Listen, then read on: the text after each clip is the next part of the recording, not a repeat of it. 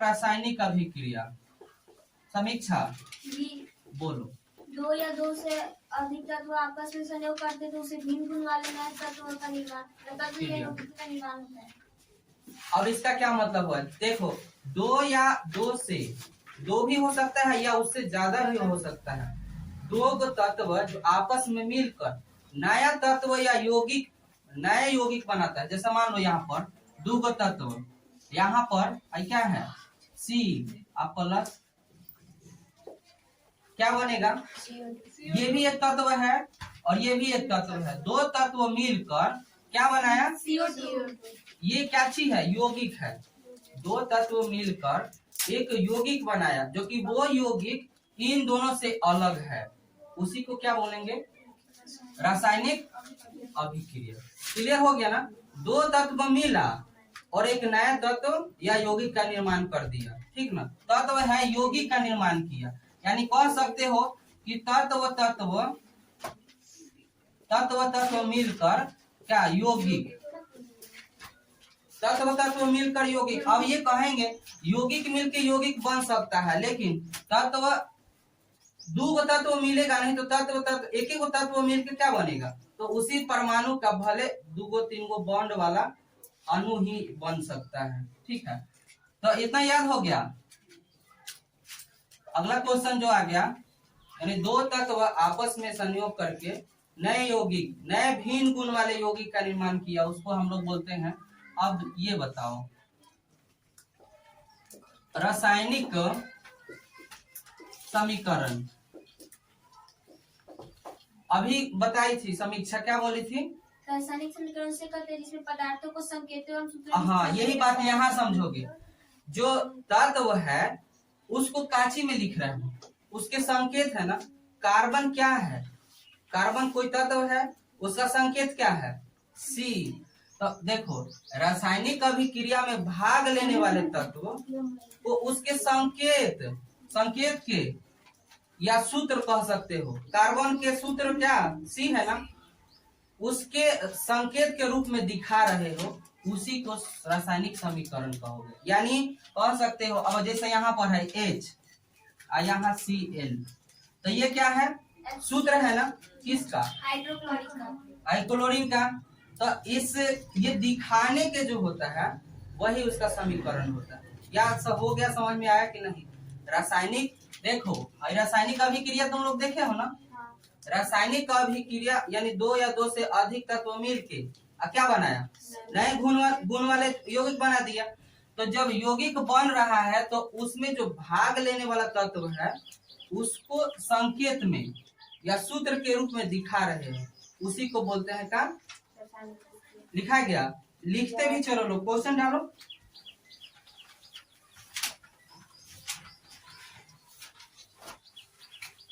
Question डालो। अभी थोड़ा देर में हम ये सब समझा देंगे, फिर लिखवाएंगे। कहोगे ना कि सर रासायनिक अभिक्रिया में भाग लेने वाला जो तत्व होता है ना, तो उसको हम संकेत से, सूत्र के सहायता से दिखाते हैं, उसी को तो कहते हैं। नहीं समझ में आया? एकदम इजी भाषा में समझ जाओ। अगला क्वेश्चन जो है, क्या मतलब हुआ? संतुलित दोनों तरफ समान तत्व के परमाणु। अब एक बात यहाँ आता है, समझोगे लोग।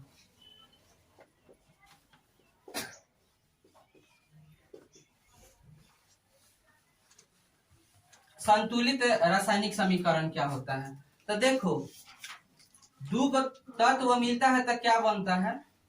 यौगिक बनता है। ये क्लियर है सबको को? क्या? तो जब अभिकारक और इसको जोड़ेंगे तो क्या बनेगा? HCl। ये दोनों बराबर हो जाएगा अभिकारक। एक और क्वेश्चन बन गया, अभिकारक, इसको बोलते हैं प्रतिफल। अब बोलेंगे कि वैसा समीकरण जिसमें अभिकारक और प्रतिफल दोनों बराबर हो। जैसे यहाँ पर है 2Cl2, इधर में अब यहाँ कहेंगे हाइड्रोजन कौगो एगो, क्लोरीन कौगो है, यहाँ तो ऐसा कुछ नहीं है। तो यहाँ पर अगर लगा दे और यहाँ भी लगा दे, अब बताओ तो किने ज्यादा है या कम है? दोनों बराबर हो गया ना।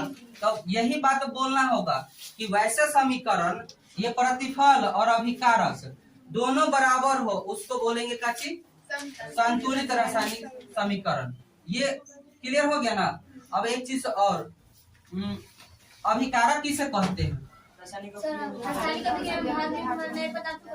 तो अभिकारक में हमारा आ जाएगा हई दो तत्व मिल रहा है ना, तो दो तत्व यानी रासायनिक अभिक्रिया में जब भाग लेने वाला जो भी तत्व है उसको अभिकारक कहेंगे।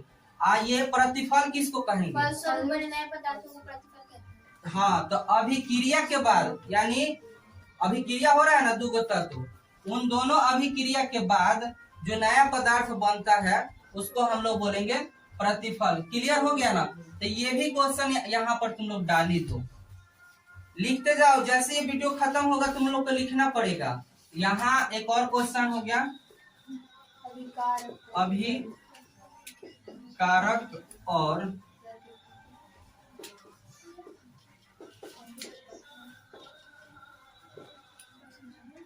देखो सिंपल सा बात बोलना कि सर रासायनिक अभिक्रिया में भाग ले रहा है ना, मान लीजिए यहाँ पर C+O2 रासायनिक अभिक्रिया में भाग ले रहा है तो सर उसको हम बोलेंगे अभिकारक।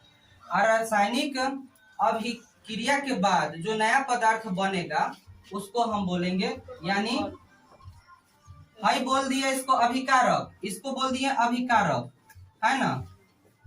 इसको बोल देंगे अब ने समझा, बोलो तो फिर से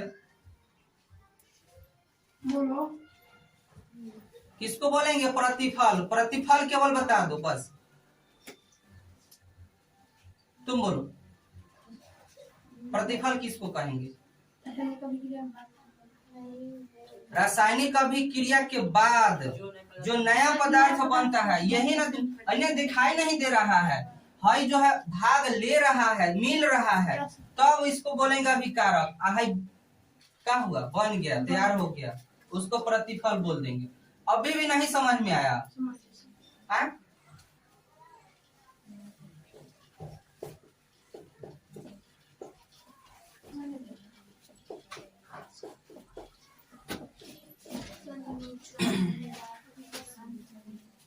देखो नाम से ही संयोजन का मतलब क्या होता है?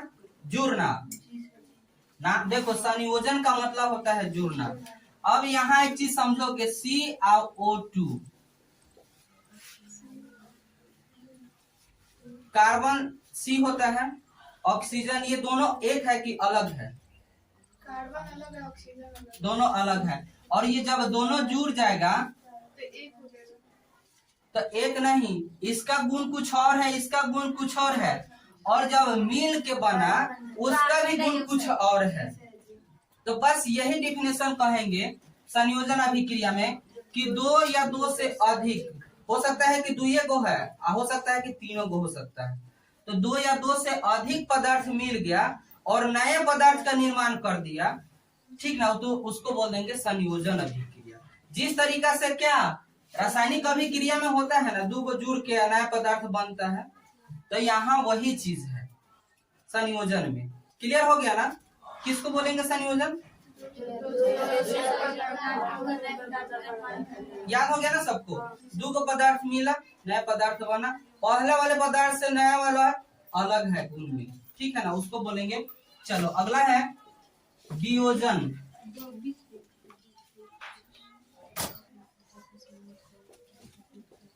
वियोजन यही क्लियर हो गया, समझोगे? यहाँ वियोजन, वियोजन का मतलब होता है टूटना। इसको तोड़ेंगे तो क्या मिलेगा? इसको क्या बोलते हैं? बोलो तो इसका क्या है नाम? Calcium carbonate. कहाँ मिलता है? संगमरमर भी कहोगे, है ना। अगर हम देख समझोगे, यहाँ डिफिनेशन कुछ नहीं होता है, सिर्फ समझना होता है। ये काची है अभी ये बताओ तो? यौगिक है, ठीक है, कंपाउंड है। तो इसको अगर हम वियोजन, वियोजन का मतलब होता है टूटना, वियोजन अभिक्रिया, ठीक है, लिख देते एक बार।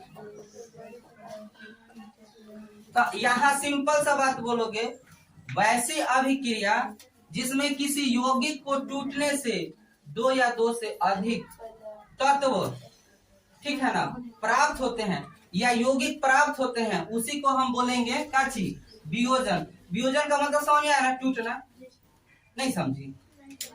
देखो, वियोजन अभिक्रिया उस अभिक्रिया को कहा जाता है जिसमें कोई यौगिक टूटता है। जैसे है टूट गया कैल्शियम, ये क्या हो गया?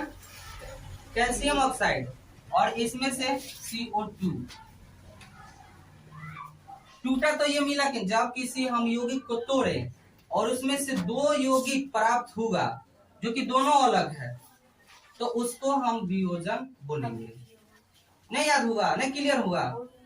या सिंपल सा बात बोलो ना, किस कोई पूछे तो बोलना कि सर किसी यौगिक को टूटता है ना, तो भिन्न गुण वाले यौगिक प्राप्त होता है, दो या दो से अधिक प्राप्त होता है, तो उसको हम बोलेंगे वियोजन अभिक्रिया। क्लियर हुआ कि नहीं सबको?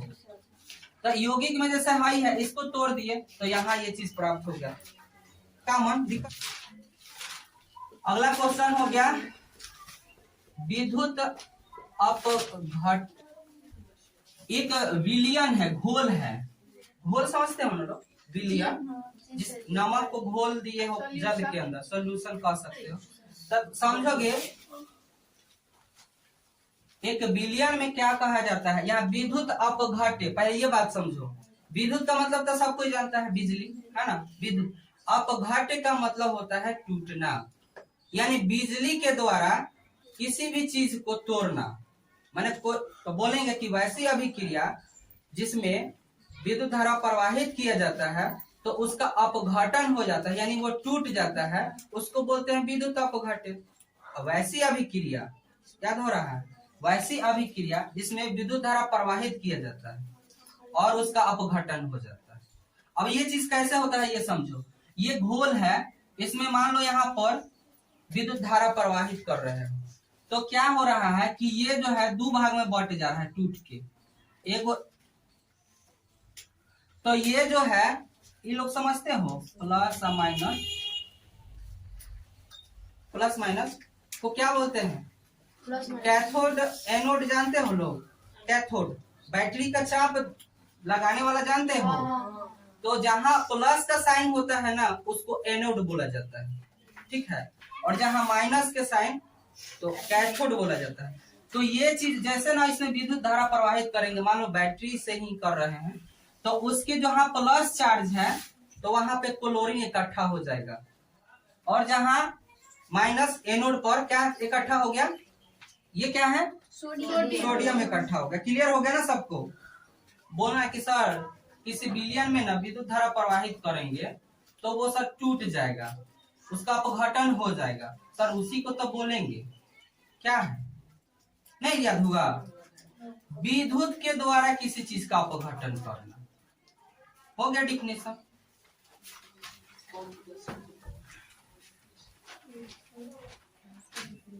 देखो एक यहाँ इक्वेशन से तुम लोग को अच्छा से समझा पाएंगे।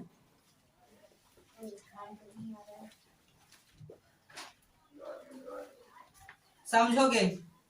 एकल विस्थापन अभिक्रिया किसको कहते हैं? तो बोलोगे कि सर उस अभिक्रिया को कहा जाता है ना जिसमें कोई, ये क्या है? ये क्या है? एफ ही क्या है? अरे क्या है? तत्व है ना। तो यही बोलो कि सर वैसा अभिक्रिया जिसमें कोई तत्व किसी यौगिक के साथ जाके विस्थापित हो जाता है। कहने का मतलब वहां जाके वहां, यानी इसके जगह पर ये जाके इसके जगह पर आ जाएगा, ऐसे।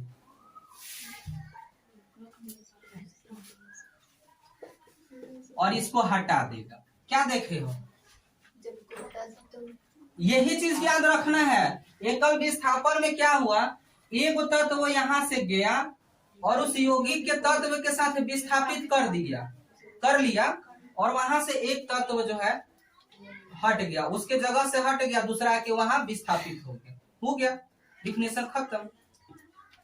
तो बोलेंगे कि सर वैसे अभिक्रिया जिसमें किसी यौगिक के साथ कोई तत्व जाके विस्थापित हो जाता है, उसको हम लोग बोलेंगे एकल विस्थापन अभिक्रिया। नहीं याद हुआ? किसी यौगिक के साथ कोई तत्व जाके विस्थापित हो गया, उसको एक तत्व। क्लियर है?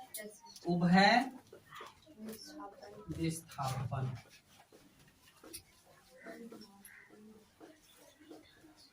कोई बात नहीं, थोड़ा सा गभी क्रिया जिसमें आयनों का आदान प्रदान होता है, यानी आयन दे सकता है, ले सकता है। लेकिन अब हम कहें कि हमको नहीं समझ में आया तो हमको समझाओ।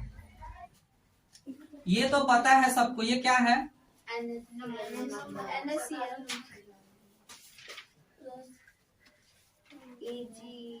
N। ये दो यौगिक तुम लोग के सामने है।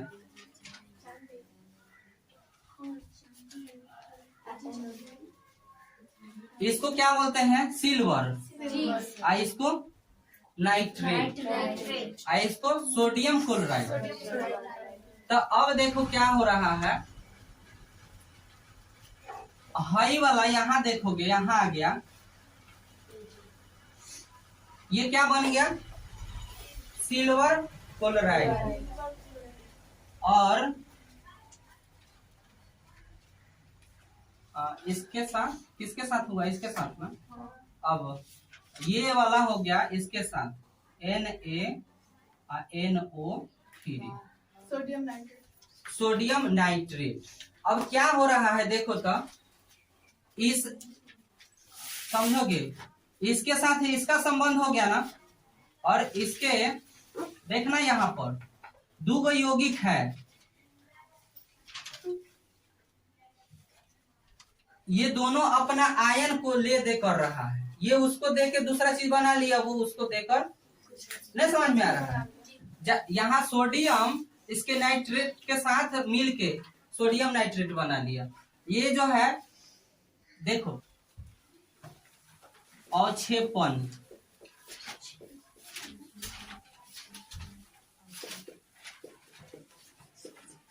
देखो अवक्षेप का मतलब क्या होता है, समझ लो। अवक्षेप का मतलब जब कोई पदार्थ को आपस में मिला रहे हो तो वहां से ठोस पदार्थ अलग निकल जा रहा है। जैसे मान लो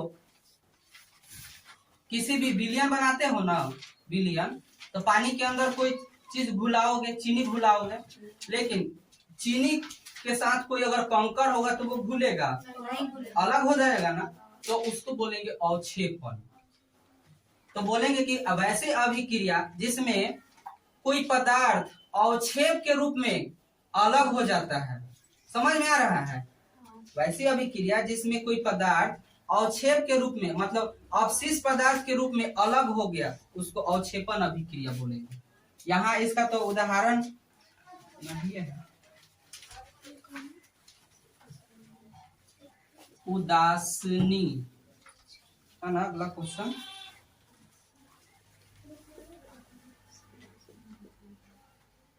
उदासीनीकरण अभिक्रिया कौन बताएगा? तुम और कोई?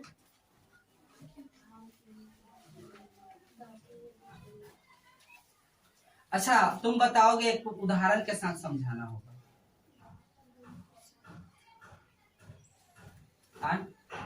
अमन, उदासीनीकरण अभिक्रिया को सूत्र समेत हमको समझाओ, हम नहीं समझेंगे। जैसे बोल रहे हैं, बोलोगे, यही बोलो एक बार। कब? सर अम्ल और भस्म का जल एवं खनिज बनाते हैं, उसको उदासीनीकरण कहते हैं। जल और लवण बनाते हैं, जल और लवण। देखते हैं, ये बोली है लड़की कि अम्ल और क्या भस्म मिलता है तो लवण और जल बनता है।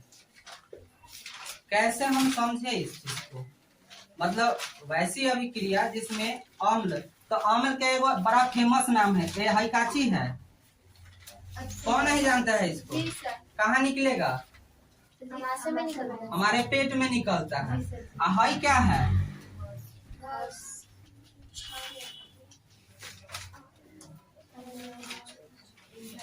समझ में आ रहा है? ये क्या है?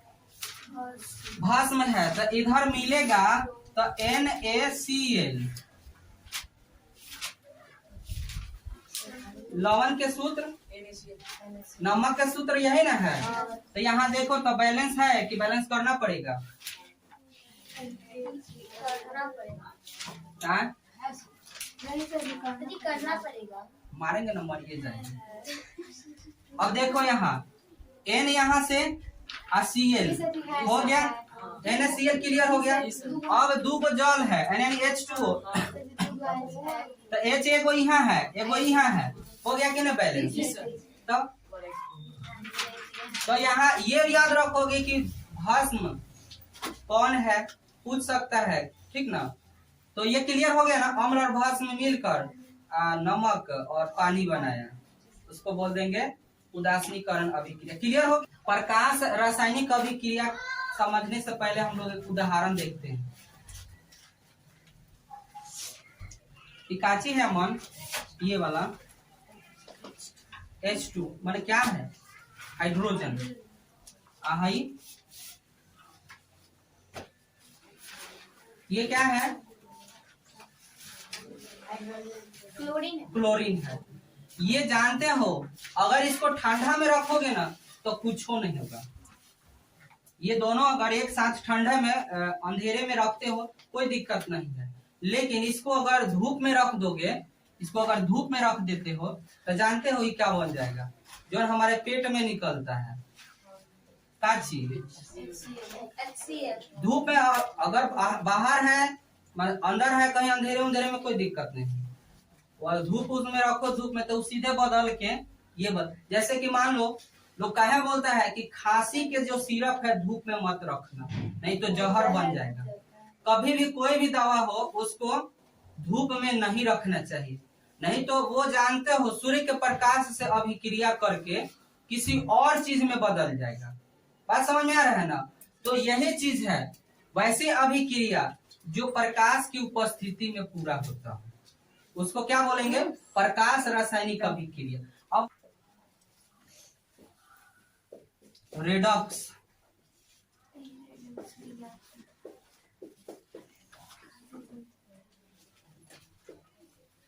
चलो कौन बताएगा रेडॉक्स।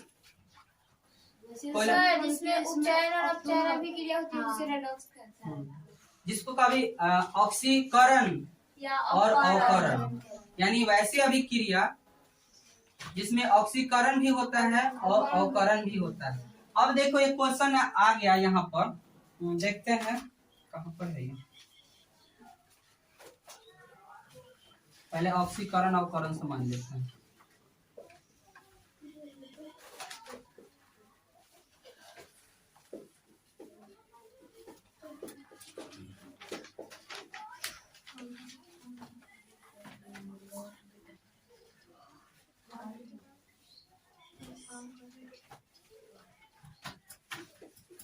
ऑक्सीकरण तो ऐसी रासायनिक अभिक्रिया जिसमें ऑक्सीजन जुड़ता हो और हाइड्रोजन निकलता हो। यानी कह सकते हो हमारा खाना जो है खराब काहे हो जाता है, एसी फ्रिज के अंदर रखोगे तो खाना कुछ टाइम तक ठीक रहता है ना, लेकिन वही धूप में गर्मी में छोड़ दो तो क्या हो जाता है, खुला में छोड़ दो तो क्या हो जाएगा, उसका ऑक्सीकरण हो जाता है ना, ऑक्सीजन उसमें जुड़ जाता है तो वो भोजन जल्दी खराब हो जाता है।